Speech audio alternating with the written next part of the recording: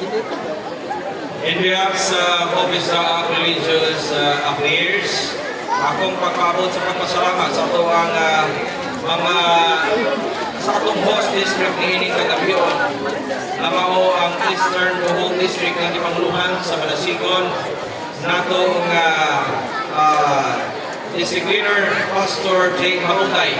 Ingon man usap sa ato ang speaker. Ingon man usap sa tanang mga lingkod kayo mga kalawin sa mga distrito. O kaduhan nato mga Exxon Peligrado. 101%. Congratulations. Wala kayo magbutan na kaya kung mga kapugado niya. Ako may nadala sa mga kupon. 101%. Dagan kayo salamat. Lahat kayo nadasan pagkanindot tayo ni Tanawon. Pagkanindot tayo. Okay. Panayin na ko. Reminder po sa ito ang sunod nga upa sa buntag. Sa ito ang morning devotional na si Pastor Nasabi ani ang madalakihan tinuod na pwersa. Si Hayot. Ang itatakay ng hanging mabot ang isugat ganihan. So, sila ang magdalawag ma. Sa mga maingay ang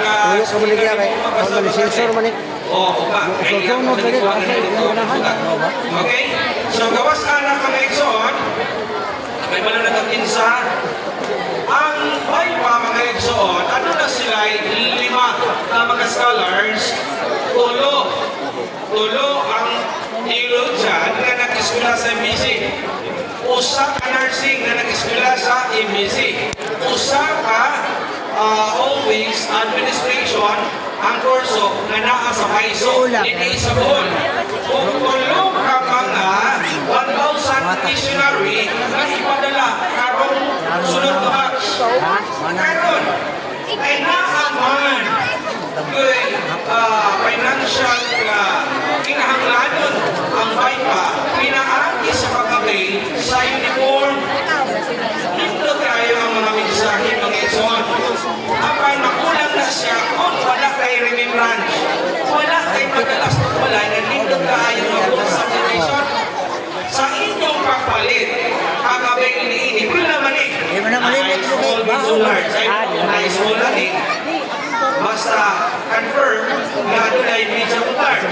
Dahil 200 kabong Yahilot channel. na malihog si Gabriel sa pagkuya, malihog kong promote. Kaya sa inyong pag-promote kung sa tanan na makabing ni makatabang sila sa 5 kabong scholars. Ulo kabong 1,000 missionary ni pagkakaroon sunod ng mga bulan. Kailangan siya. Dito tayo ang akwang souvenir, mag-Exxon, uniform, mag-ingan ang chocolate milk, mag-Exxon.